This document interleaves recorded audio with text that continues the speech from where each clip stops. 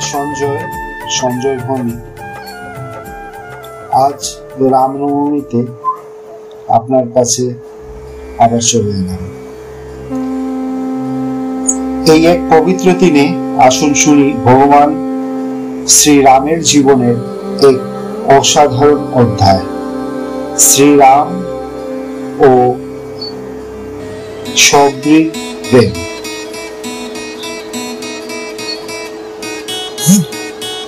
শবরী ছিলেন এক বনবাসিনী,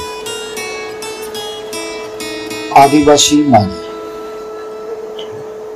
তিনি শুনেছিলেন ছোটবেলায় একদিন শ্রীরাম আসবেন তার কুটিরে।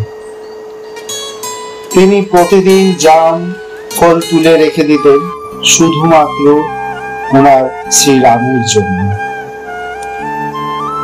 আর প্রতিটি জাম নিজের মুখে কেটে দেখতেন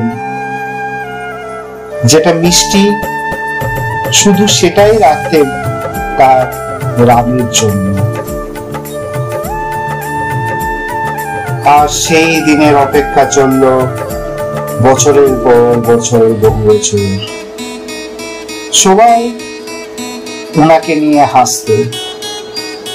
শ্রীরাম কি আদিবাসীর কুটিরে আসবেন? কিন্তু শবরী মা বিশ্বাস হারালেন না।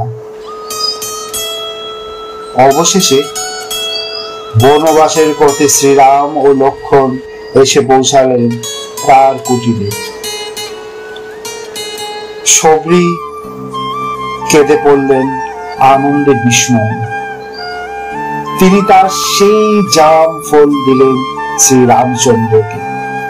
শ্রীরামচন্দ্র এক এক করে খেলেন সেই জাম। শ্রীলক্ষ্মণ বললেন, ভ্রাতা, কত নিজেই খেয়ে আপনাকে ঝোঁটা দিয়েছে সেই জামগুলো। শ্রীরাম হেসে বললেন,